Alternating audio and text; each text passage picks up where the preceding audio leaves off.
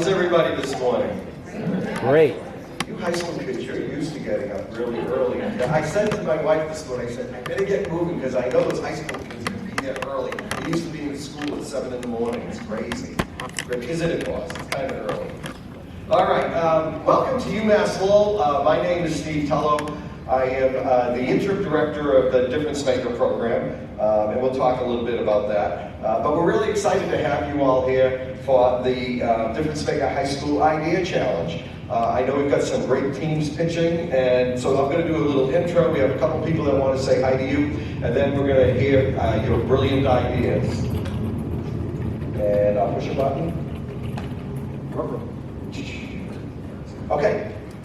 All right, that's the agenda. We don't have to walk through all that. It's on the paper, you know it. So what is DifferenceMaker? This is my quick pitch. DifferenceMaker is a campus program at the university where we work with encouraging students to solve problems that they care about through innovation and entrepreneurship. It's open to students of any discipline. So we have nurses, art majors, engineers, business students all work together. The whole idea here is to help you, if you come here, develop a sustainable venture. It could be a new product, it could be a new company, it might be a club or organization. To sweeten it up, we have funding. We give out somewhere in the vicinity of $50,000 to $70,000 a year in funding to student teams. And we've had some very successful student teams. One of our student teams in Visaware makes jewelry with an alert system in it, and they've done $20 million in sales since 2018. We actually have several of our teams as judges. We'll introduce them in a minute. So it's a great opportunity to take your passion for business and turn it into something that's lasting and supported. And you can see we've had quite an impact, giving out over close to $650,000 in funding. So it's really an exciting program. It's regardless of your major, and you get to work on the project you want to work on. So let me introduce the judges. We'll start here. We have Kim Carvin, who did a good job last year, so they invited him back this year. Thank you, Kim. We have Cynthia Gallardo Vega. Cynthia is a professor in the Manning School of Business and also working on her PhD in entrepreneurship. Welcome. We have Sandy Durantz. Sandy is the founder of Zipper Buddy, and I'm sure if you ask her to model it, she'll stand up and show you the very cool device she's got. She's about to go into sales. We've got Joshua Landis. Joshua is from Stockcell. Joshua is developing a technology for testing concrete in bridges without damaging the bridges. This is really important. And then we have Jacob Bream, and Jacob is working on Robbie, the robot system. So these are students here at UMass Lowell who successfully pitched in DifferenceMaker, have won funding, and are actually now developing their business. So thank you, judges. We really appreciate y'all taking time to be here.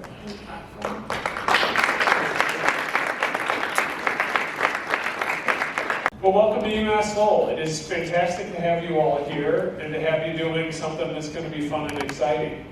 How many of you have thoroughly enjoyed this experience of getting to this point? Is it as exciting as your schoolwork? Is it way better?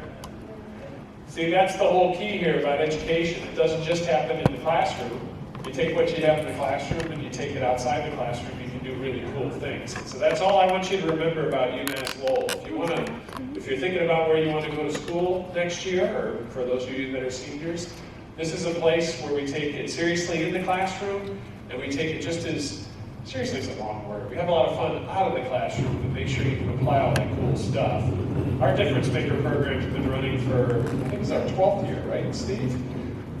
Giving away, the first few years we were giving away a little bit of money, but as Dr. Teller said, $50,000 to $70,000 a year now for lots of teams, as you've already heard from up here. That's just one of the many things you can do here at UMass Lowell.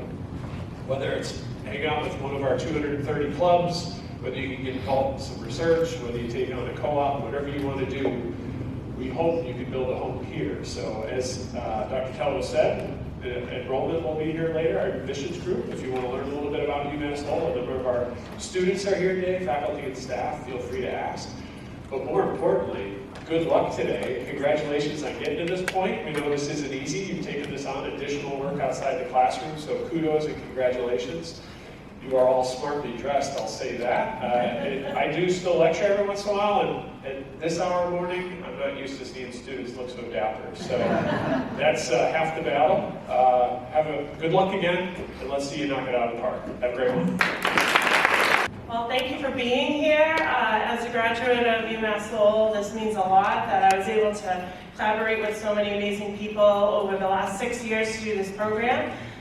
It's pretty magnificent that we managed to survive COVID and do a virtual conference that year, and we just haven't looked back. I just love the opportunity that this gives to the students, and I'm thankful for all the people that took some time, left at, before the sun came up this morning to get here. I wish all of the competitors the best of luck, and to have the experience to present to someone other than your teacher is pretty awesome. And I wanted to just quickly thank the university, John McFadden and Massachusetts DECA for their financial support, as well as their support to promote this throughout the state. And good luck to everybody. Thank you so much. Actually, John McFadden and one of her state officers, Bobby Scott.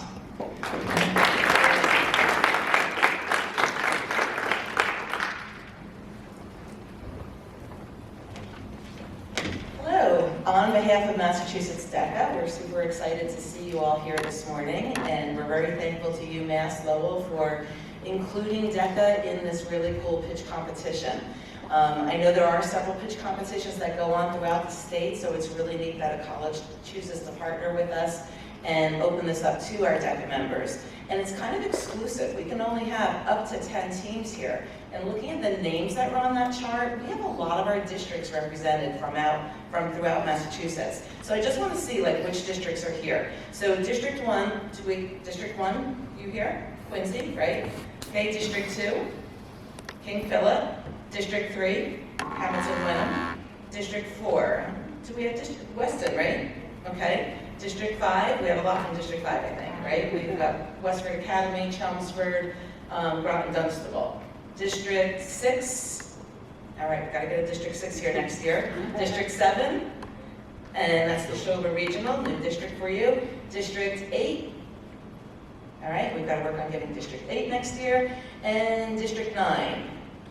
A new district, okay, District 9. All right, that's pretty cool. Out of our 9 districts, 6 of our districts are here represented, making this a true state event. And we are very proud to be sponsoring this event and awarding the prizes to the winners today. I do want to introduce Bobby Scott. Bobby is one of our state officers from Team 66, and he has some greetings he'd like to share with you.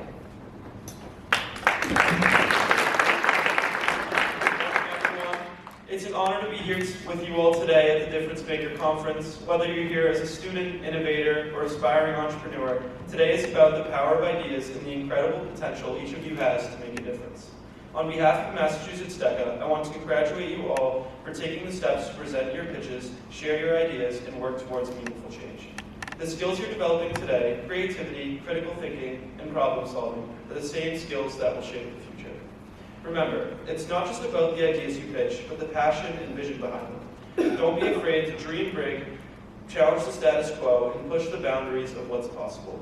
I wish you all the best of luck today. Trust in your ideas and in yourselves. You've already made it this far, and that's an achievement in itself. Let's make today count. Good luck with your pitches, and may you leave here inspired to make a difference. Best of luck to all of you today. Thanks.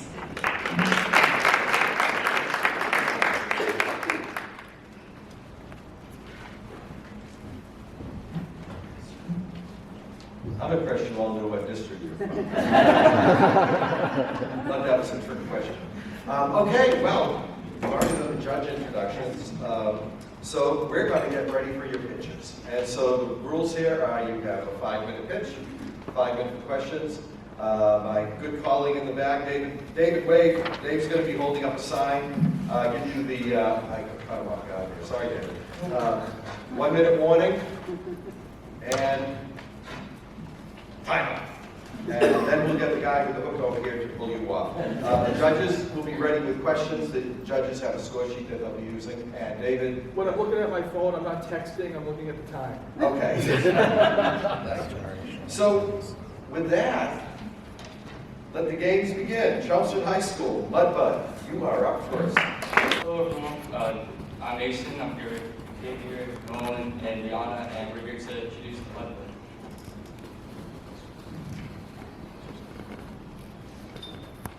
Okay, so the big idea is that when cross-country runners run, they can get dirt and mud stuck within their spikes.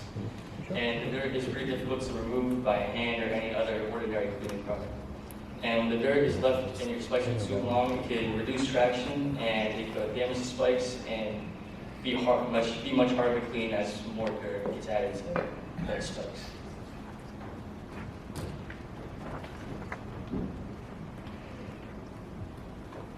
The opportunity is that there are 48,000 cross-country runners in the U.S.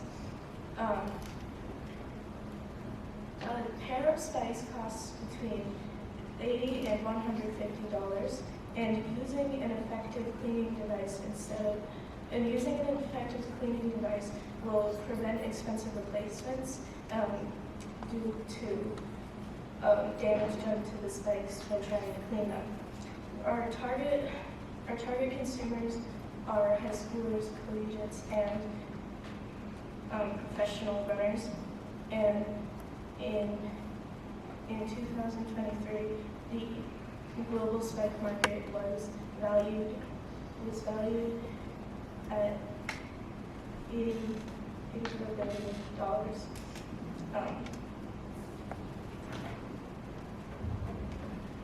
So, to give you a bit of a backstory, can you guys hear me all right? Yes. Okay. So, I have over a decade of cross-country running experience, and I have tried many ways to clean my spikes, and they're listed up there.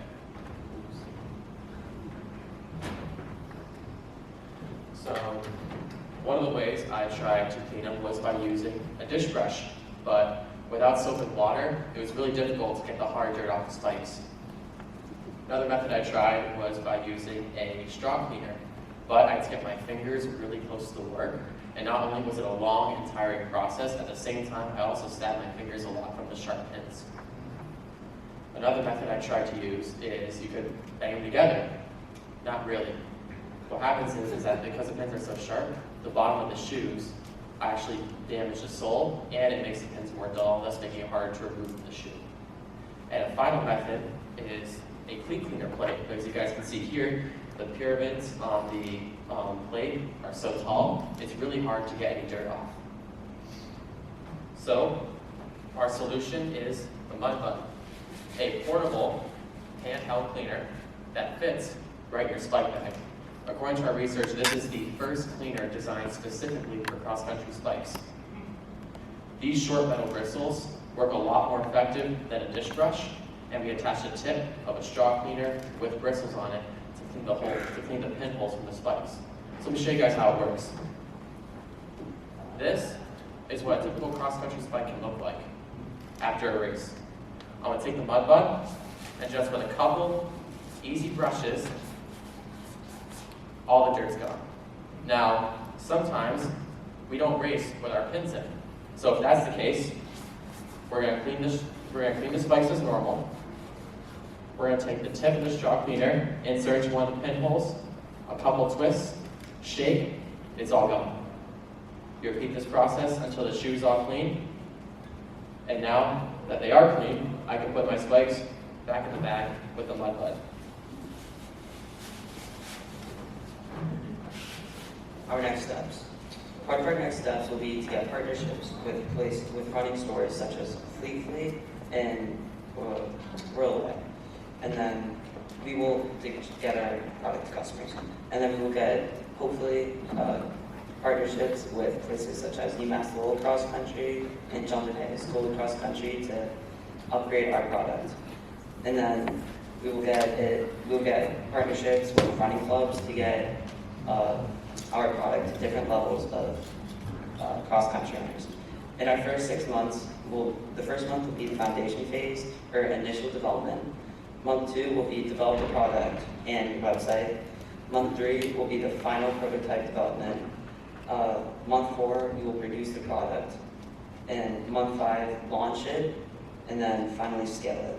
And then while we're doing this, we'll work on getting a patent for Mudbud. And this whole thing will cost somewhere around $35,000. Thank you. Any questions?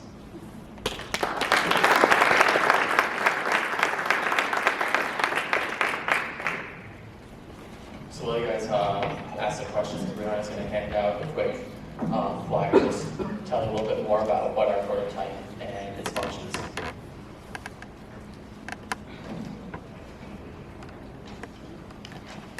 Yes. I can ask questions all day. So I'm a professor from the College of Engineering, so just got to ask.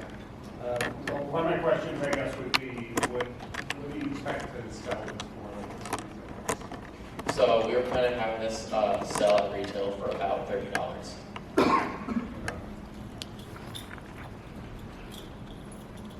Yes. I have a question. Do you think this is a device that could be made small and compact enough to be able to be sold with a pair of cleats, say, at a cash register at a running store? Yes. Yeah, so that's obviously our very first prototype. We are working on the version 2, which is a lot smaller, and we are open to having, once it's all finalized, we're open to having that being sold with spike companies such as Nike and Hoka, and then having their own version of the Mudbud. So we are open to having that happen in the future. That's really cool. Thank you. Yeah, I'd love to. What if when you wait until it's dry, because it looks pretty great with dry dirt? Yeah. Will it work when it's wet? Or do you just wait? So that's a great question. So just coming from my personal experience and when I've had discussions with the Chelmsford High School varsity cross country team, some guys from UMass Lowell Temple, they've all really waited until spike cleaning is a very last minute process. So a lot of times it's going to be dry dirt. So I have not done tests where the dirt is wet, but it was designed for it to be something that spike cleaning is usually a last minute process, and it usually helps make it a lot quicker. So I'm assuming cross country runners know this, there's something that you have to get explained when you're selling this product. Yes. Yes, No, just yes. Yeah. okay.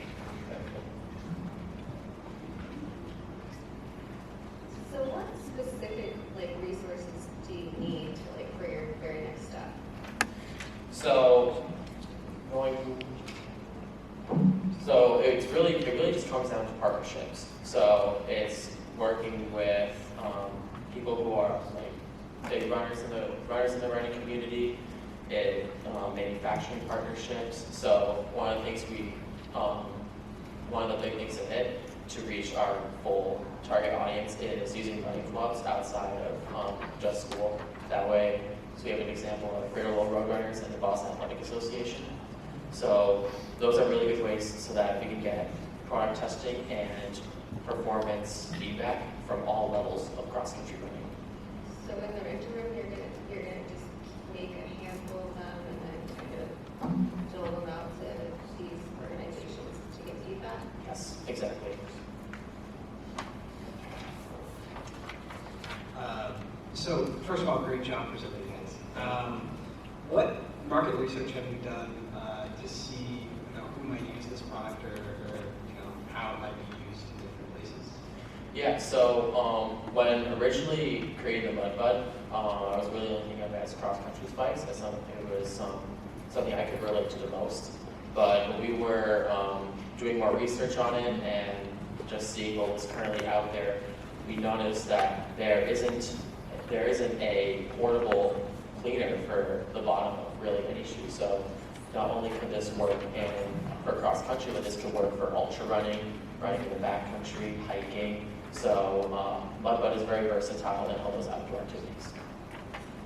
I think you could use a versatile material that's a little bit less harsh for something like for runners who do trail running without spikes, so that they don't damage the bottom of their shoes.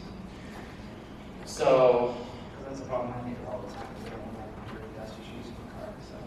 yeah, so, as I said before, I prefer the metal bristles. I mean, brushing using the mud is not supposed to be something that you're putting a ton of force into. Like, when I was doing the demo, I was putting like little to no pressure on the bottom of the shoes. So, if anything, I think it would increase the longevity the more you use it, because it's cleaner and you're keeping it in better shape versus what we do or something like that. Time is up. Good morning. I'm Jason. I'm here with the Hofstra Engineering, and we're going to be talking about the school-based community gardens, which is our plan to help combat food insecurity in our community.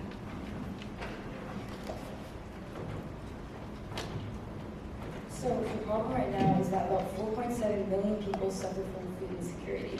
And things such as food pantries, food banks, and food stamps, they provide non-perishable foods, but often those non-perishable foods are not nutritious and they affect the health of many of the people that do take their products. And a major health epidemic right now is obesity in the US.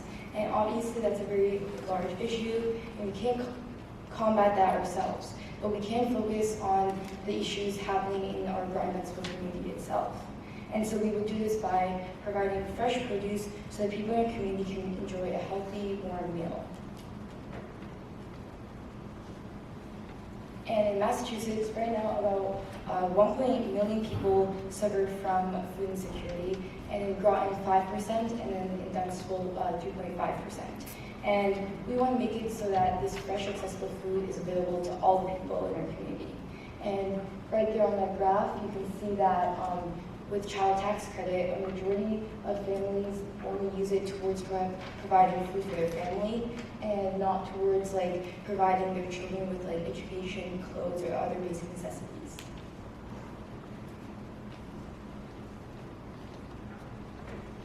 And right now, a total of 8.5% of GD would benefit from this, but this is not including all the people that haven't even heard of this like solution and like problem, and the solution to the problem yet.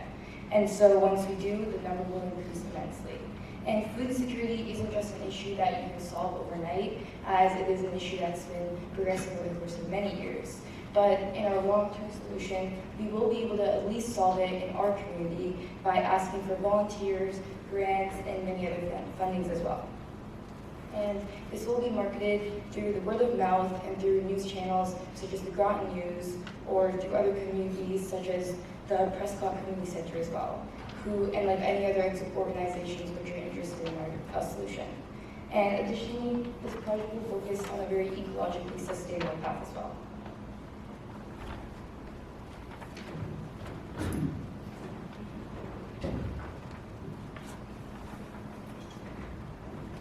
Competitor analysis. Organizations like this already exist, like Birds and Fishes, but they focus on more non-perishable items, rather than more fresh and sustainable food, like fruits and vegetables that we can grow within our school. Students can request if certain fruits and vegetables that can be grown, rather than just having to take whatever's there on the shelves.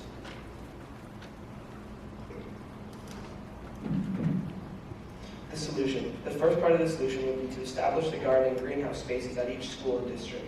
The high school already has a sustainable living class that we are all in, and we could use that class to tend the gardens and the greenhouses that we could upkeep and do work to obtain more space for this project. The middle school also has an outdoor courtyard with garden space as well that we could use. Student volunteers and anyone else in the community could also work on these raised beds to grow and plant different vegetables. And the plan is to make 6 to 10 beds with 2 greenhouses to start. And the way that we would obtain funding, we would include partnerships and clubs, organizations in our community to raise money through fundraising events, apply for grants, and possibly obtain more funding from the towns themselves. The solution. Here's some examples of what the beds and the greenhouse would look like. These are obviously more advanced than what not really. we're pretty innovative, we can make this. They've planted in rows and areas of our school with sufficient sunlight and, if possible, access to our rooftop space. The greenhouse would be a small unit near the beds, the beds would be in the greenhouse. The solution will solve the problem we previously stated by providing students with direct access to fresh produce that they might need without having to travel somewhere else to collect it. Knowing where it's coming from and even helping out the community in the process is also a huge deal because it's going to be fresh and we're going to grow naturally.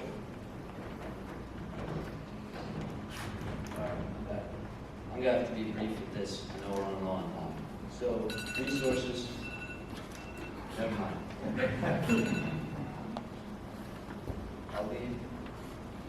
I'll leave this slide up. This is our resources and how we spend our money. We're looking for $2,000 to cover that, plus any money that we might need to keep this going in the next few years. And I'd like to open it up to any questions now.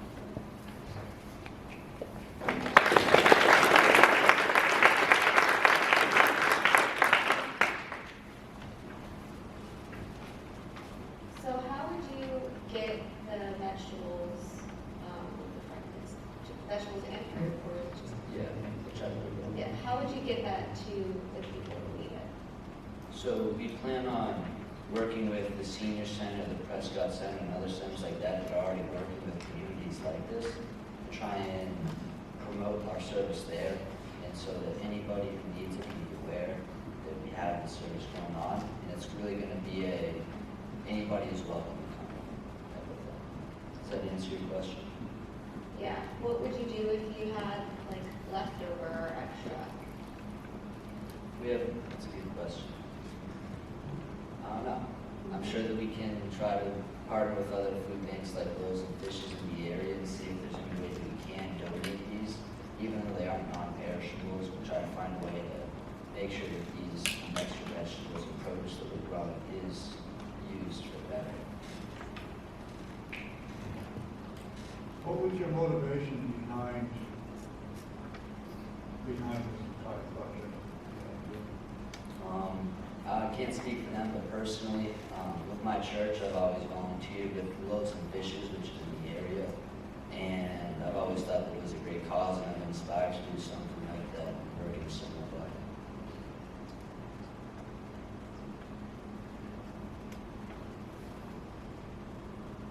What is your plan during the summer periods where students aren't there to care for the plants or greenhouses or something like that, for maintaining these greenhouses? Are they going to be maintained? And if so, what's going to happen? Yeah, so it's not on this slide, we have to skip over it. But the plan is to start next January, and it's going to be a year-long plan. The first 6 months is going to be gathering the resources, building the greenhouse and beds, and then hopefully starting in January, during the summer, we're going to start planting these foods. And it is going to be completely volunteer-based for students. We're going to volunteer with it. We're hoping that we can get the environmental club involved, and the volunteer club as well. And yeah, we're going to volunteer-based. We're going to try and have students helping out there. And it won't be able to be through the class because it'll be during the summer, but hopefully we can get enough volunteers to keep it going. Thank you. If you have other schools starting these projects too, will you be managing how they do it? Will you be giving them resources to do it? How would that work? Well, right now, I don't think we're in a position to be giving out resources. We're more looking for resources, but maybe a few years down the road when we're established and we figured out a method to keep this sustainably, that's when we're going to start looking to work with other schools and help promote it in other schools. Until then, if there are other schools who we discover doing something similar to this, we would love to learn from them and work with them and try and grow mutually. Well, So would this be seasonal? so for us, this can be year-round. We're going to have a harvest towards the end of the fall, ideally. That's when we're going to be growing the plants. Yeah, it will be seasonally when we're able to get out the food because we're going to be growing it all 6 beds are going to be used. We're going to be planting and growing stuff at the same time, so it's all going to be harvested at the same time. So for 10 months of the year, we won't be producing anything, but we will be working there year-round. Will it be heat? I don't know. Yeah, we're gonna try to keep it inside for the most part, or in some sort of a inside, not outside, I guess. It might be on the roof in an enclosed greenhouse, but we want to try and keep it safe from the elements. So yeah, my guess is it will be needing heat, unless we're able to keep it inside the building itself, which will be heat. Any other questions? All right, thank you very much. Good morning. My name is Caroline Cyril, and I'm one of the co-founders of our business called Mass Comfort. I'm here today with my other co-founders, Gavin Meyer and Jonas Duriga. The problem we identified in our community is that many small businesses do not have the time, personnel, or money to effectively market their business. Many owners often neglect or rush the process of marketing, and oftentimes focus on the wrong things that are not effectively marketing their brand's image or goals. In a study we researched, we found that 50% of businesses do not have a business plan at all, which is very concerning, seeing as that's the ground floor for building a business. We also found that 67% of businesses do not have a marketing action plan, which is again concerning as they cannot get their business out into the public and share their image. Finally, we found that 73% of business owners do not believe that what marketing plan they have is actively contributing to their goals, which again is concerning as they may be providing the public with the wrong idea or wrong image of their brand. So this problem creates a huge opportunity within our community, and we've found that our community has over 90 local businesses, and through them we have found that a majority of those businesses lack apparel and merchandise, and also lack a way of doing so through a lack of time and or personnel. And so our business provides a way to do that easier, as well as it creates a strong community outlook, as when we pair with local businesses, we can further expand our business through these relationships. Additionally, we plan to partner with Todd Sporting Goods, who is our local sporting goods and apparel producer. And through this, we plan to form sort of a two-way relationship in which we become a loyal customer to them, and they become someone reliable that we can go to for the future and maintain throughout our business. And then lastly, as far as competition goes, our only real concern is businesses going straight to producers. But as I said before, many businesses lack the ability to do so through the lack of time, as many local businesses have to focus on other things like just staying afloat, and we just make the whole process easier. So the solution to this problem is a stress-free, hands-off way to supply local businesses with apparel. Our solution goes by the name of Mass Comfort. We act as a bridge between local businesses and the apparel producer. The first step of our process is to sign the deal. We would like to start by pitching to these local businesses, but we believe that once we get our name out in the community, that the businesses will come to us for our own. The second step is design. We will be designing the shirts for them and working closely to make sure we are effectively communicating their ideas. The third step is the order. We would take a poll of the local business and determine how many shirts or what apparel to buy, and then we would then submit that order. The fourth step is to update the local business. We want to be as transparent as possible and really walk them through this process and what has happened. The fifth step is to sort the apparel. Once it's done, will come to us and we will sort it out and bring it to the company, which brings us to our last step, which is to deliver or sometimes install the apparel. Our unique value proposition is the community ties, like Jonas just mentioned. We want to partner with as many businesses in our community as possible and really help them out as much as we can. Additionally, we want to showcase our business, and right now in Edmonton, Wenham, there's a fervor of bringing these local businesses together, and we really want to communicate. As Gavin just talked to you guys about our solution, if we were to have the funds from the DifferenceMaker, we would use it as a resource to not only kickstart our business, but also help us cover our initial costs. One of our initial costs was purchasing our domain for our website, so we could have a platform to share about our business and make sure that it was safe and reliable for our users and for us to be using. We would also like to try to eliminate the cost plus business model. So as of right now, as we're starting at zero funds, we would have to have our customers purchase through the producers and then pay us additionally for our services. And if we had funds to start with, we'd be able to eliminate that and just give them a package price and make it more convenient for us and our customers. We thank you for your time, and we hope that you see why Mass Comfort is a good investment opportunity. Thank you. Any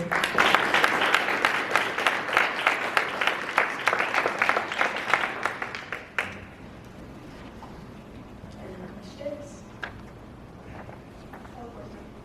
You mentioned the apparel t-shirts. Is that the only product that you are furnishing? No, so our company is trying to get apparel for anything, like it could be t-shirts, bumper stickers, any type of marketing that they would want, we'd be able to produce for them. And how will you help them decide what they need? Well, they would come to us with something that they would want for us to make for them, or something that they think they would need, and then we would be able to produce that, give them a markup design, basically do all of it for them, and we could identify what specific things that they might need and be able to do that for them. What was the motivation behind the idea? We wanted to be able to give back to our community, so we 50% of all of our proceeds from this business we're putting back into our community, and we wanted to be able to provide our local businesses with an easier way to market so everyone can know about them. What way would you give that? Is that part of the proceeds? Is that helping your market? Yeah, so there's an organization in our town called Local HW, which has been making events and just raising the recognition of the local businesses in our town. So what we want to do is put 50% of the profits that we get back into our town through that organization to help them either fund other local businesses, or I know last year we had a fall festival where all these local businesses could come out and show what they do and really put themselves out there in the community. And so our money, half of our money would go to helping that organization keep fueling this for local businesses. How would you compete with businesses that offer merchandising services or updating uploading something like rental, for example? So our big idea was being able to take the stress off of the businesses from doing it, because as we mentioned earlier, a lot of businesses don't have the resources or time to be able to do that. So we would be doing that for them, so we could go through something like that, but we're just doing it for them instead of someone from their business making it through the website. Do you know how much you'd be charging? So for reference, for our DECA chapter, we worked with Todd Sporting Goods. We just did an order of 315 shirts. It was about $2,500, and we would want to do a 25% markup on every $1,000. So depending on the personnel and the amount of apparel needed in their business, that would change our quote. But for the most part, we like to keep that 25% markup so that we are actually making money on this business. Do you plan to outsource your creating of the apparel? Like, are you planning on buying like silk screening machines, or are you just going to be doing like designing the logos and communication? All of us have experience in design. We've designed shirts for different organizations across our school, mainly DECA. So So we would primarily be taking on the design element ourselves, but we do want to work with the companies to make sure they are getting what they want. So that could be providing them with a variety of options, as well as just working closely with them and getting their logos on our plans. We all have experience in our school store and our school providing. We all worked in there and helped design a bunch of sweatshirts and keychains and card bumper stickers. So we all have experience in that field, and we would like to put that to good use for something like this. What software are you guys using? We use Canva for design. That's what we use most often, and we find it works quite well. Madison, Charlie, Gavin, and myself, Addison, are just 4 out of millions of student athletes across the nation. We want to make sure that we can play our sport whenever we want, wherever we want, with no limits. Running track and cross country every day, I'm constantly faced with new terrain. Whether I'm running on the streets, through the woods, or spiking up for race day, I need the proper footwear to ensure peak performance. As not only a field hockey player, but a 3-sport varsity athlete, it is frustrating trying to find the perfect fitting shoe for each season. This has caused a financial burden on my family, having to buy a new pair of shoes before the start of every season. Playing high school and club volleyball, having a high-quality court shoe is vital to my performance on the court. Having the gripping sole stay intact throughout the season ensures I'll never slip on the court and I'll always play to the best of my ability. I have played both varsity, soccer, and lacrosse. Both require different cleats, which can be very costly. Having one shoe that can do it all would be very beneficial for me and many other multi-sport athletes. Now introducing Soul Saver, allowing you to slide, click, and run into the future of performance footwear. Now, I'm sure when you think about the main problem regarding athletic footwear, you think about quality. However, studies have proven that the main problem and main concern of individuals is price. One study showed that 91.7% of people claim that paying for multiple pairs of athletic footwear can be very costly and inconvenient. Additionally, this is especially rough on families, as 52% of families experience financial strain from their children's sports. Hey Addison, would you like to talk about the opportunities? I'd love to, Charlie. Our ideal customer consists of a parent who is a parent between students of ages 8 to 14 or 14 to 18. The younger age group consists of students who may be trying out different sports for the first time or who have a constantly growing foot, while the older age group consists of high school students. Soul Saver will be beneficial for parents as it will eliminate the need for them to buy specific shoes for each sport. It's also convenient, sparing the hassle of trying to find the perfect fitting shoe for each sport. Soul Saver stands out as there are no other products currently like it on the market. Hey Maddie, would you like to explain the solutions to our problems? I'd love to. Introducing Soul Saver. Soul Saver offers multi-sport athletes with an interchangeable shoe sole for different sport surfaces. Whether you're playing on grass, turf, or on a court, you can play anywhere with Soul Saver. The product is sold with a general athletic shoe, with the walking and running soles included for $100.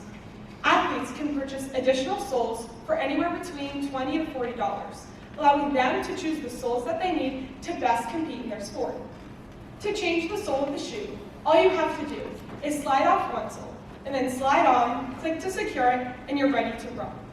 This product is convenient, as it saves the time, storage, and money of athletes when it comes to buying athletic footwear. Now Gavin, do you want to take us into our resources? Of course, Maddie. Let's look at some of the finances and the real reason we're here.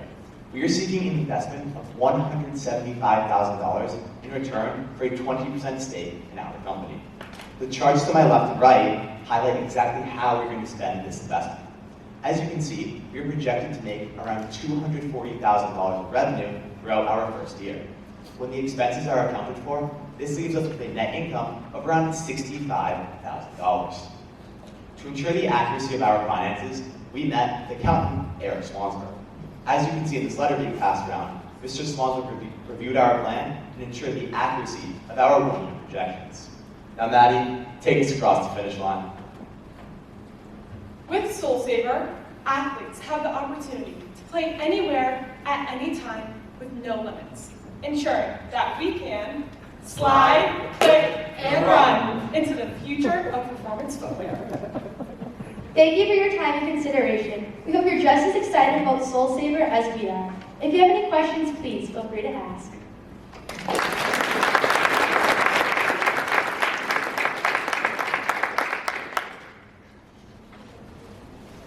I had one particular question, but then it kind of rolled into a second one. Because you were doing the outside sports, you're doing the inside, and I was kind of, my first initial thought was, how do you going to use it for outside? How does it work with the inside sports? So that got answered with your interchangeable soles. But how, I guess my question is, I understand they clip on, but how reliable is it that they're going to stay on? Yeah, so we're still in kind of the research process of finding out how to most effectively have that kind of clicking technology to ensure that the sole will stay on the shoe, because we know that's super important for athletes. You don't want the sole falling off while you're playing the sport. We're still in the research of doing that. There is one other thing like this out on the market, but it's for like women's heels, and they have that same kind of clicking technology. They haven't really seen too many problems, so we're hoping that we can implement something similar, but more secure, as athletes are running a little bit more than like a woman walking in heels. Thank you. So how are you like prototyping that? Are you like hiring somebody to make it, or are you doing like parts? So we were hoping with the hopefully potential funding that we would get through this, that we'd be able to hire some sort of designer, maybe engineer, or someone who's kind of created something like this, or who may have some sort of experience to kind of build us a design, and then maybe we can work hand in hand with them with creating a prototype. I have a question. Do you know about how long it takes for a middle or high schooler to stop growing out of shoes? Do you know what that target age? So typically when they're around their sophomore through their senior year, their shoes are stay about the same size. The only problem, the reason people change out their cleats and get new ones is because of the quality. But with Soul Savers, we can be very efficient, as if the spikes or like your cleats or something run out, you can just switch them out with a new pair. Or like the top part, if you like the actual shoe part is running low, you can also buy that separately as a simple one. I know for girls at least, it's like after puberty, so maybe like freshman year, freshman year, whatever. So you've got four years of being used. Do you think that base of the shoe would be able to last that long?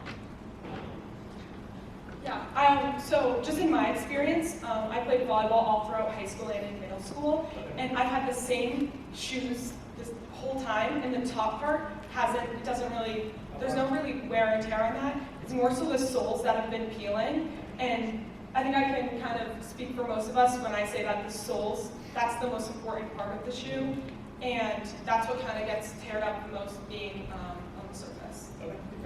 I just want to add, I run, so really most impact is going to be on the sole. It's the impact with the ground. The top of the shoe, really nothing significant is going to happen to it, like damage or anything. But it's really that bottom at the end of every season that's really worn out. What about the like inner lining on the shoe? Yeah, so that, we can also replace that, right? Because I know you can just buy those linings separately. So if that ever gets worn out and becomes a problem, I know there are options to purchase them. Yeah, and that's like almost kind of a separate idea from what we're trying to achieve with Soul Saver, more so focusing on that bottom of the surface. There are a lot of like the inserts that exist out there for different sports, like volleyball I know has inserts that like market that you can jump higher, but we're more so focused on the quality of the bottom of the shoe staying intact. I'm just thinking that if you're replacing the bottom of the shoe so that it lasts longer, then you'd be wearing out that inner lining that wouldn't be worn out otherwise. Yes, like just through personal experience, the inner part and like just the top of the shoe doesn't wear and tear as quickly as the bottom of the shoe does with the impact. So we're hoping that can help families save money, not having to replace the entire shoe, just buying that $20 to $40 sole on the bottom and then hoping that the top part lasts a bit longer. And also maybe with like our designer who we're hoping to partner with, maybe they can work on creating a stronger inner lining for us, just so we're able to keep it intact for a longer period of time.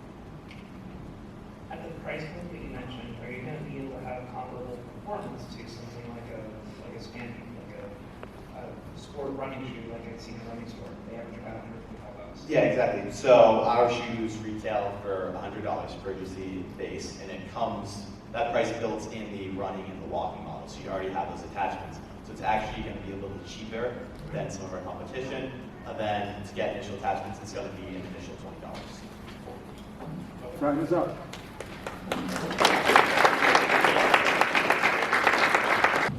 What a great bunch of teams we got this one. You all doing a great job. So we're halfway through the pitches, and I'm really excited to introduce Dean Birdie Greer. Sorry about that, boss. Birdie is the Dean of the Manning School of Business, and she came by to say hi, and so good morning, everyone.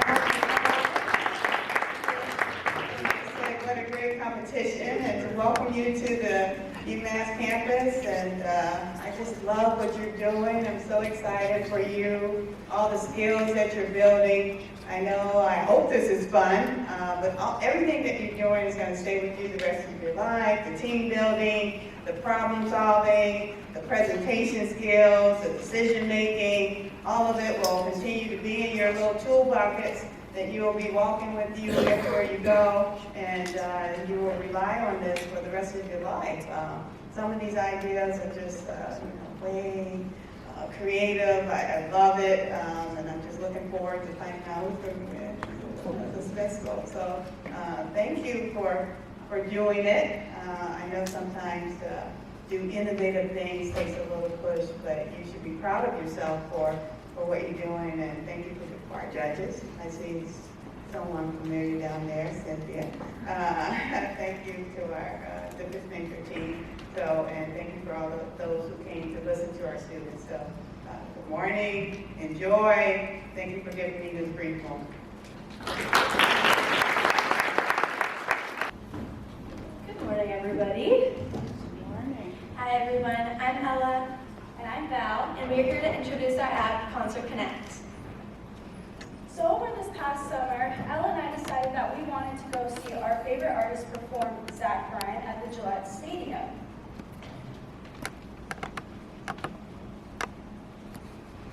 We decided that we were going to plan to leave the house around 4 p.m. But since we're girls, it took us a little bit longer to get ready. We left the house around 4:30 and had also planned to meet up with our friends around 5 o'clock at Gillette. It took us about an hour to get there, taking Route 1, if you know, you know. And then we faced parking problems. Once we got into the stand, the first thing we saw was 3 large merch tents with sprawling lines of over 100 people. We immediately got into line, hoping to have a quick wait, but we ended up waiting in almost an hour and 10 minutes just to get to the front of the line. And by the time we got there, the sweatshirts we wanted were completely sold out in our size, so we had to get t-shirts that didn't even fit us. After waiting in this enormous line, we got a little bit hungry, so we decided to go over to the concession stand and get 2 hot dogs and 2 drinks. This took about an extra 25 minutes just to wait for our food to come out. We finally headed over to our seats, and by the time we sat down, we realized that we should go to the bathroom before the concert started. We head over, hoping to make it a quick trip, but we ended up waiting in line for another 20 minutes just to get in. Then by the time we got back to our seats, we missed the first half of our favorite song, Oklahoma Smoke Show. So we conducted research, and we targeted our market, and we noticed that biggest frustrations that people had was bathroom wait times, merchandise wait times, food wait times, parking issues as well. And then to further back up this research, we surveyed our target market, which was in our marketing class, to find out how many people went to concerts per year, and of those people, how many would think that this app would be very useful for them. And we found out that 90% of people thought this app would be very useful, and that almost half of our target audience goes to concerts once a year, and another third goes multiple times a year, showing that there's a very large opportunity.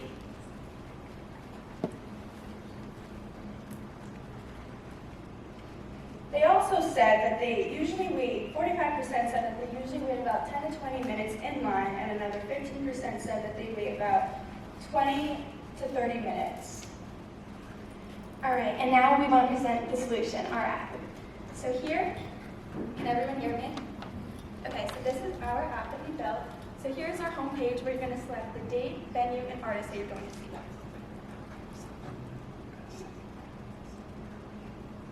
All right, and then it brings you over to our homepage where our 5 menu options are listed here.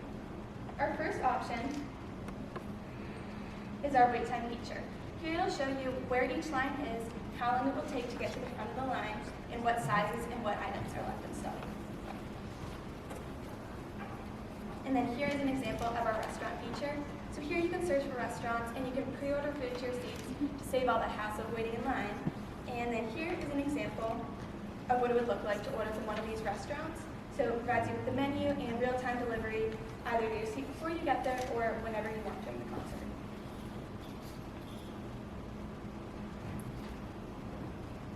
So this is our interactive part of the app where you are able to connect with friends around the stadium and as well upload pictures. This is what one of the profiles would look like. If you click the bottom on the map icon, it will bring you to a map where it will show you all the concerts that you have attended in around the country. This is where you can interact with your friends online, as well as it gives you a set list, the times that songs will be playing at, and lyrics. This is what the lyrics will look like. Then it gives you an interactive map where it will show you navigations on how to get to your seat around the stadium, as that can also be a big problem. It's very time consuming, and then as well as finding parking ahead of time before you arrive. All right, and we'd also like to introduce our budget. So we're requesting $65,000 if we win this contest, and this is how we would use it to further enhance our app. So we're going to use $25,000 off the bat for marketing research, promotion, and updates. So we're going to use that, $15,000 of that to enhance user experience and create enhanced features like a better GPS navigation system. Time is up.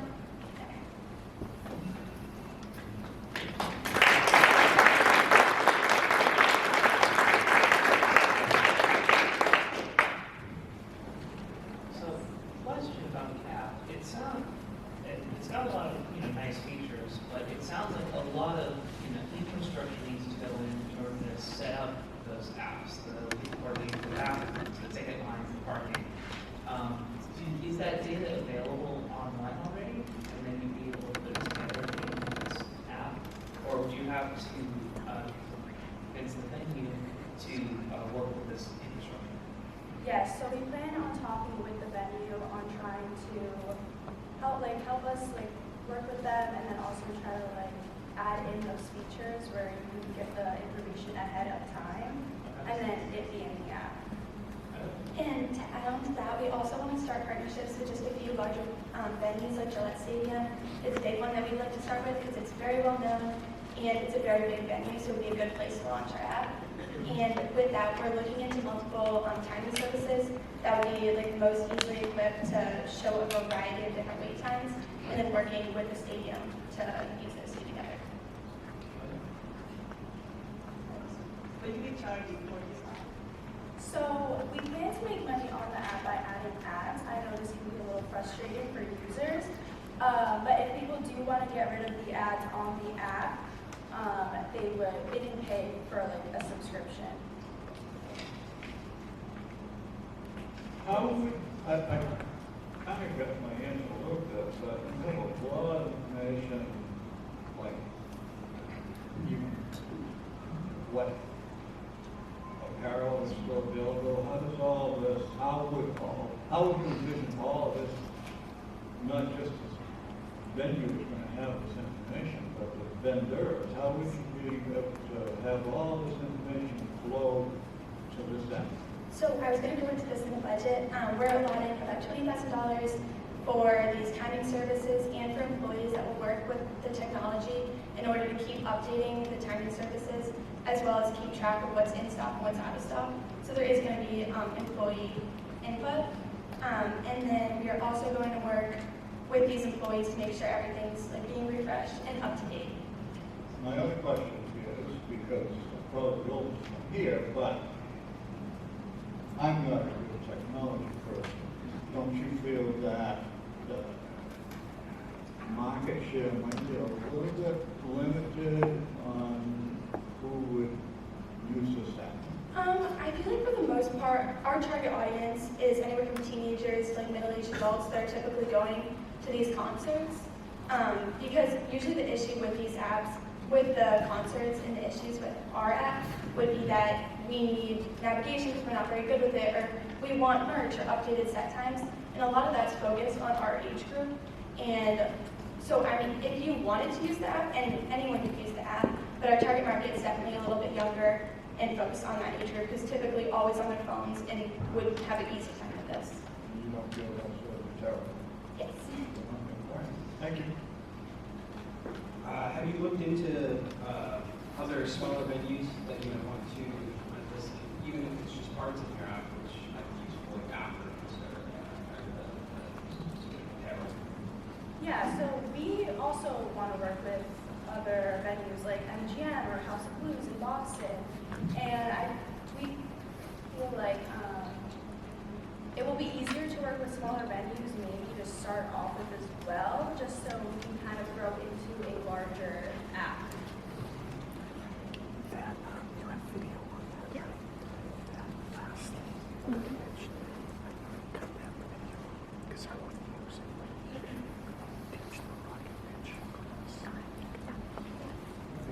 So, your app has a lot of features, right? A huge amount of features, great, but what's sort of like what we call minimum viable product here? Like what's the minimum, like if you had to pick like just a couple of features to implement first and then add stuff on later, like what would you do? We would definitely start with the wait times and with the navigation systems, because when we surveyed our class, that was completely like won by a major majority, that would be the most efficient and helpful features. And then we would probably add on our communication and social media feature on later on, because that seemed to be less important to people.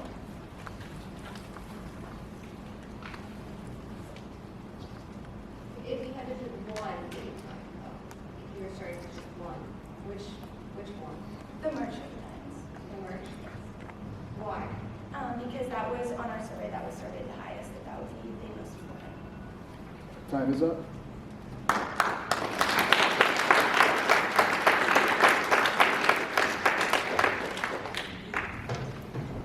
As quickly as we can, and if it's not fast, then our people close to it. They're not fulfilling the correct requirements. So our target audience would be people who don't speak English with proficiency, because going through the drive-thru, the microphones may not be as loud, or it might be difficult to hear people who have trouble speaking English, or people who don't speak English may not be able to get their points across. And with 1 in 5 Americans having allergies, miscommunication can be a drastic problem, specifically for those people who don't speak English. 32% of fast food orders are made incorrectly, and those issues can be fatal for those who suffer from allergies that are more drastic. And most of the people that don't get what they need is because of the inefficiency in fast food restaurants. And with AutoWay, we're aiming to help bridge that gap between people who aren't able to communicate as efficiently in English with the businesses that they're trying to interact with. So what is AutoWay? AutoWay is a chip that is small yet powerful and directly integrated into food kiosks and drive-thru systems. It leverages a program we designed and with Sistren, a multilingual translation technology, to solve 3 major challenges: miscommunication, inefficiency, and safety concerns. Our goal with this chip is to ensure clear communication no matter the customer's background.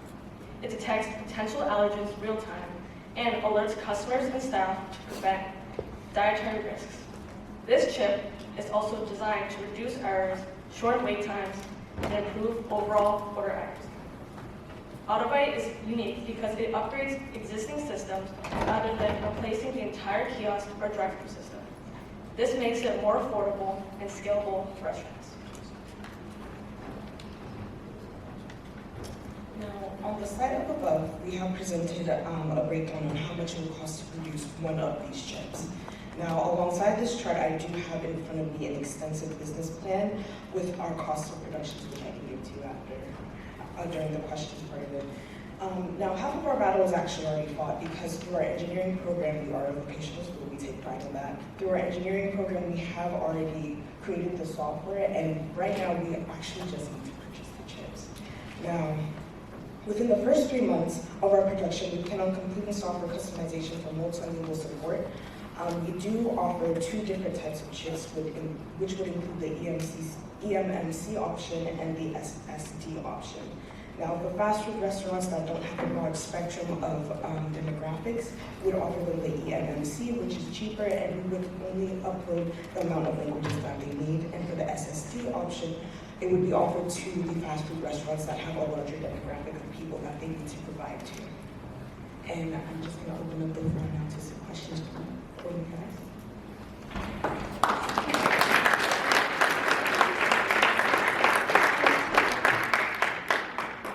Yeah, I have a question. So I'm a computer scientist and teacher, so all of this is very interesting. So you say that you're going to provide efficiency in existing systems. Are you going to be using other like microprocessors such as ES2s or anything like that, or are you just plugging in an SSD or eMMC into like existing computers and it has the programs? Yeah, so we're just plug and play. So just plug it into the existing system, and it just we use our software. Okay.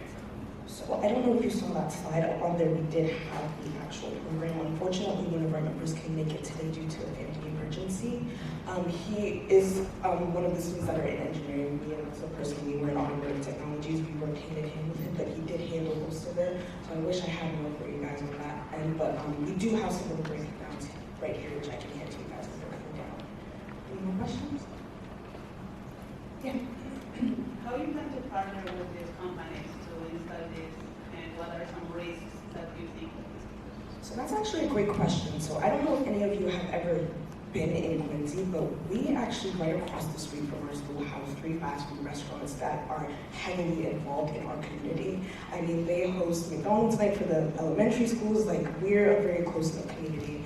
And I 100% believe that they would actually be willing to let us implement this business idea into the businesses simply because of how much value we take in being a vocational school. A lot of our students actually head out to these local businesses and work hand in hand with them and get hands-on experience. So I don't believe that would be a huge issue.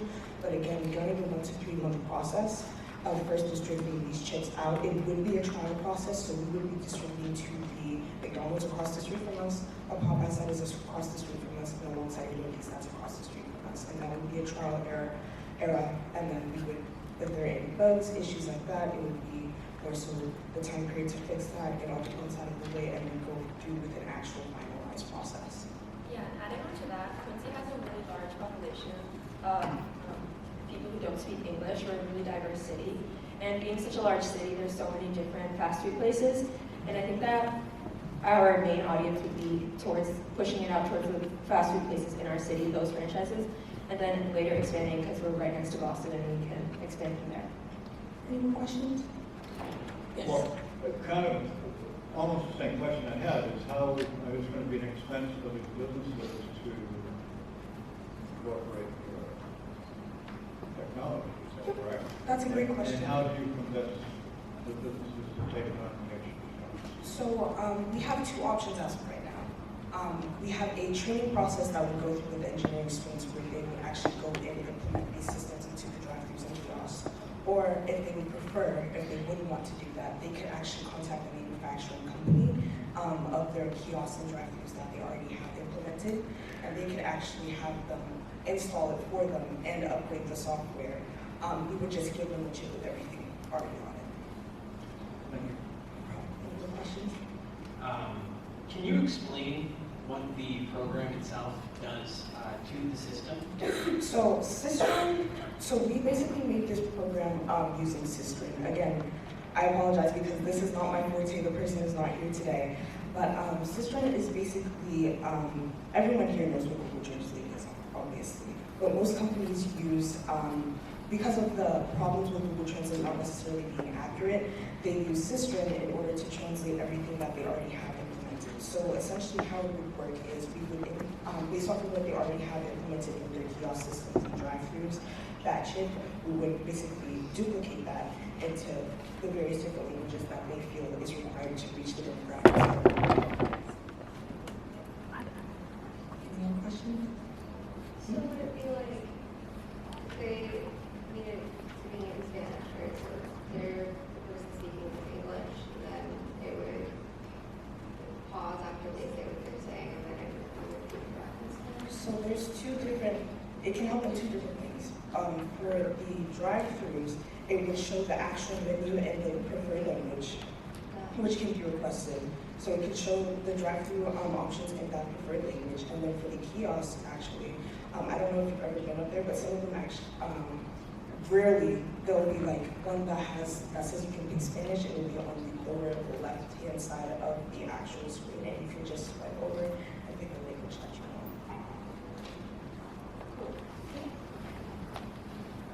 Time's up. Thank you so much.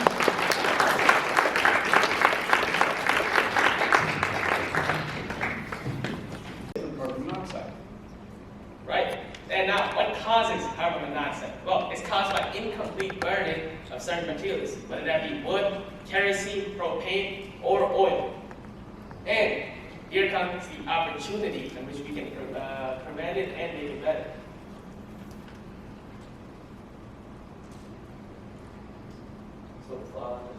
There we go. Now, so 64.1% of people surveyed in the Middlesex area do not have a carbon monoxide detector in the garage. Now, obviously that's a problem if, there's carbon monoxide being produced in the garage. And again, back to the point of deaths. 2,100 people died from carbon monoxide deaths. It's so preventable, so solvable. With those points in mind, we have two major markets, our primary market and our secondary market. Our primary market is homeowners who have families, own a gas-powered car, but live in predominantly cold areas, since carbon monoxide thrives in cold areas. And our secondary market is even bigger. It's homeowners who own a gas-powered car, have families, but live in any climate, since carbon monoxide is a threat in any single climate. So, for a product like this, there's going to be a lot of competition, but all of them have two major flaws. Now listen, most of the competition does not have true portability, and that's what we're looking for. We're looking for portability. You have to plug it into an outlet, and the problem with plugging something into an outlet is, what if the area doesn't have an outlet? What if the outlet isn't working? What if any host of problems with an outlet? And then the other thing. And since they're both together, it's an alarm and a detector. You have to be inside the contaminated area for it to tell you, hey, this is contaminated, get out of here. But we don't want that. We want the person to be way outside of it and still know, hey, there's a problem, do not go inside that room. So, here comes our product. Now, our product is simply a portable carbon monoxide detector. And the way it works is you have the detector, you can put it in your car, you can put it in your garage, you can put it in a tent that you're cooking in maybe. You can put it anywhere. And it comes with a keychain that you can, again, put on a keychain, put in your wallet. And for example, if you leave your car idle in your garage and go and grab a glass of milk, and it starts beeping in your wallet on your keychain, you're going to know, hey, that room is contaminated, do not go inside there. That's why our product is beneficial. And on top of that, but this is not included, this is separate, we offer an app-based solution. Now, what is an app-based solution in this context? Well, it's simply an optional app that you can download with the purchase of the product, and with a subscription of $4.99 a month, you get a weekly air report on how much carbon monoxide is being produced. Is it more? Is it less? Is it good? Is it safe? And to create such a product, we need resources. So, for a designer, we need $300 to make sure this design does not have any malfunction, so it is designed to save a life. So the best, sleek, and compact product that we can create, we need a great designer. And the other bulk of it, we need a software engineer. Now, obviously, you heard about the technological side, the app, and then on top of that, you need to be able to connect to a detector and a alarm. Yep. And we need a software engineer to design that for us. So for $5,000, we would be able to get that. Cool. So, we at Invisalign are very excited. I hope you're excited as us for this product to come into the world and save lives one day at a time. Thank you, everyone.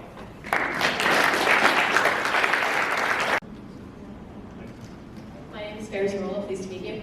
Sienna Zarola, nice to meet you.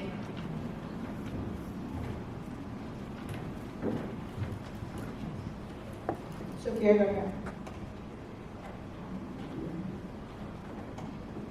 United Abilities is a 501c3 nonprofit dedicated to improving the lives of persons with intellectual disabilities through social activities. Our brother Paul is 35 years old and he has Down syndrome. He currently lives in a group home with other host residents and staff. This allows him independence and freedom. However, before COVID, his housing program provided activities to the residents that allowed them to bond and connect. With the COVID era, though, these activities were ceased and they were never brought back. This is not just Paul's case, however. We've noticed this across the board in group homes, where these activities are either never provided or have been completely stopped. We've noticed a steady decline in the mental health of these persons. And this decline is currently being ignored. It's grossly and inexcusably, in fact, ignored. So we need to address this problem. Paul is one of many. As you can see, 70% of special needs individuals say that their mental health has been negatively impacted by the pandemic. They have been scrolling, depressed at home, and we will need to help them. So we have a big opportunity in Massachusetts. We have 191,000 people in our demographic. And in terms of the group homes that they reside in, that is about 1,000. So we have a lot of ground that we are able to cover. And our competitive analysis shows that Best Buddies is in fact our closest competitor. However, what makes us different from Best Buddies is the fact that we actually go directly to group homes. We do not require that these persons travel, as we know that frequently they're unable to do so, and we do not wish to incur any sort of cost or limit money. The solution. We started this nonprofit over a year ago. We started with our first event, pumpkin making. I want to say we make sure that all of these events for the residents are 100% completely free. We have a GoFundMe, and we as well do bake sales to raise money. We follow the themes during the months, and we did turkey card making, and then we expanded virtually on Zoom, and we sent a box to all of the residents, and they opened it on Zoom, and this was very accessible. And then we did a baking night in December, and we made sure to have a gluten-free, allergen, their own batch for cookies, and that was very inclusive for everybody.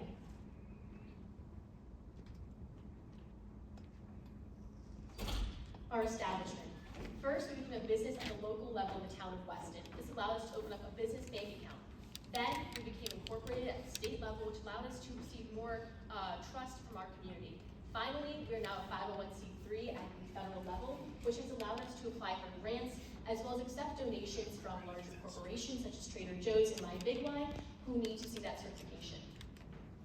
For the mainstay program, we have 8 houses, and for the Charles River Center, 40, all in all around 50, covering a lot of ground, different towns, all across the Commonwealth of Massachusetts.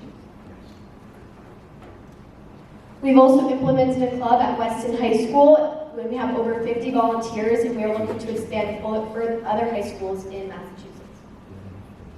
Additionally, that will also allow us to have an e-board that will take over in the following years to keep this going. Next, our resources. We've done over 20 events in the last 13 months. We do expect that this number will keep increasing as more and more housing programs take an interest. $500 will allow us to fund at least 10 more activities. That allows us another 5 months worth of activities. It would also allow us to expand and gain a third partnership with an MA housing community. Think about how many individual lives this will impact positively. As you can see here, these individuals approach us with these kind of sentiments, and it just brings United Abilities, the program, it brings joy, it brings meaning to their life, which is what we want to continue to do. Help us unite abilities through social activities. Thank you.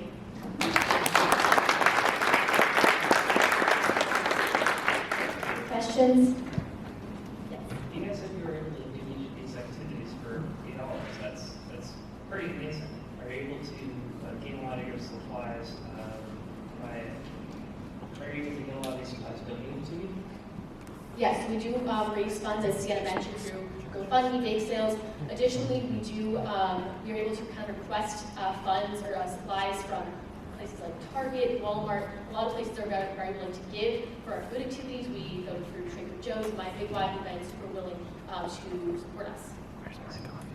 Most stores I work with Special Olympics at Weston High School, which is the basketball tournament for people with disabilities. And from working with them, I realized that if we give our nonprofit certificate to the stores, they'll give you a $50 gift card to use at that store without having any cost. We as well reuse our materials. So for pumpkin painting, we reuse paint all year round until they're gone. We have extra materials. We've done that pumpkin painting numerous times throughout the year, and we reuse those pumpkins too.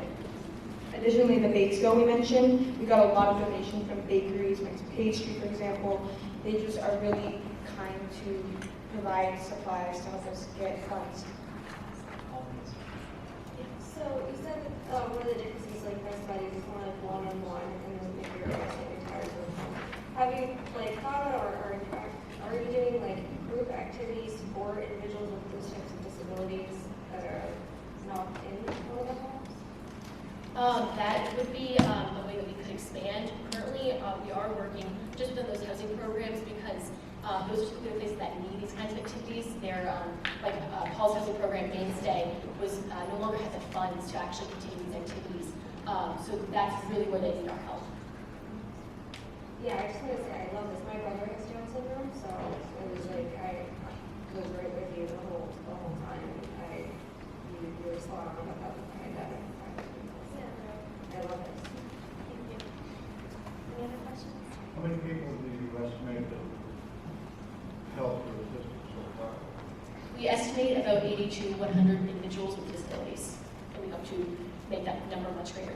And it's not only the people with disabilities, the volunteers, they really love this work. They're just really fulfilled by it because that's, like I was saying, the whole reason why we do it is these testimonials, people coming up to us and saying, this made my day, things like that. And what's your, long-term outlook for the program? Started it, Yeah. I know there's 501c, are we going to continue with it, or what's the product? What's the idea?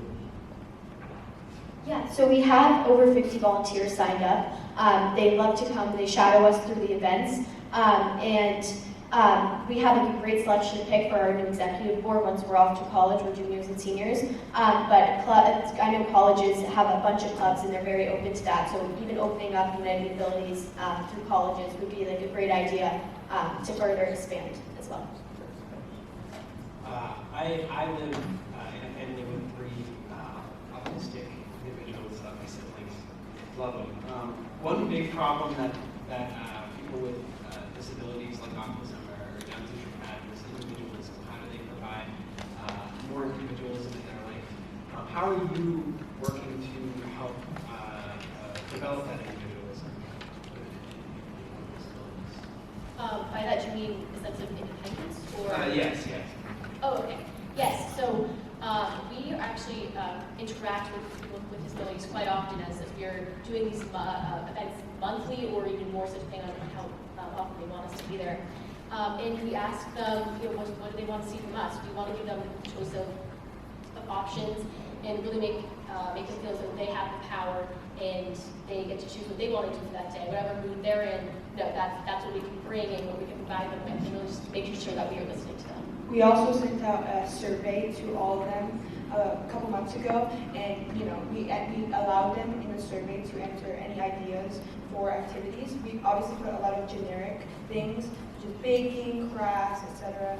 However, we want to hear from them if they want to write in what they want, or if they have any feedback for how we can make it better, how we can make it more one-on-one personal, because sometimes, the volunteer ratio, we want to keep it as personal as possible. I would also like to say they like to connect through music, so letting them choose their own music. They like Taylor Swift or older music for the folks that are older and like to listen to the more classic music. Time is up. Yeah. Thank you for the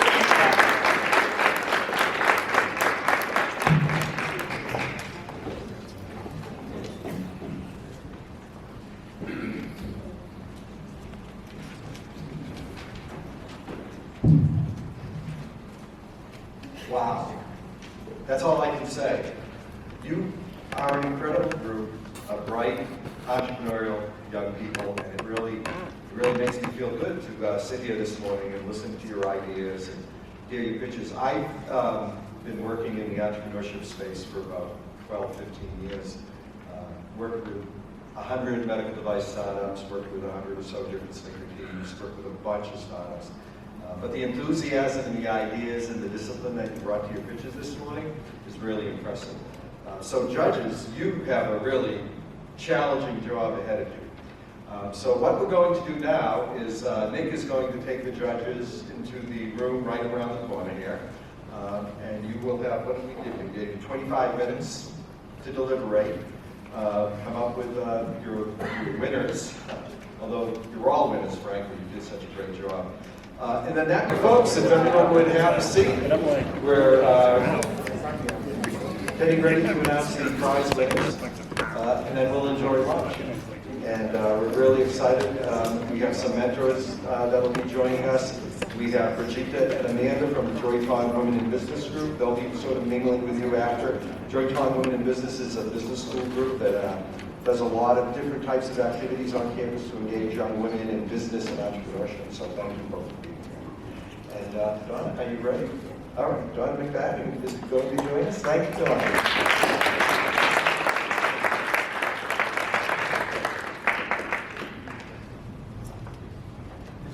All right, we don't have trophies or anything like that, so I don't know if we want to do a group picture at the end. We normally do that, right? We'll do a group picture of everybody at the end, and then maybe at the very end we can have our winners come up too, and then we can take some pictures.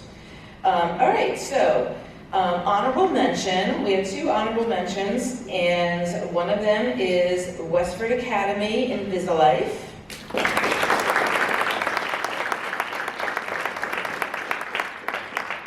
Our other honorable mention is Quincy High School Auto Bite.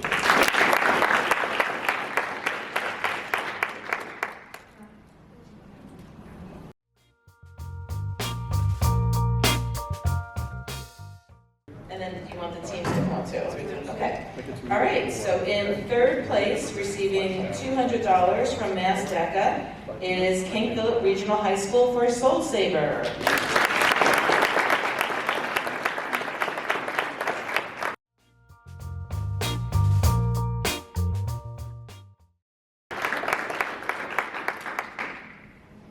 In 2nd place, from Chelmsford High School, Mudbud.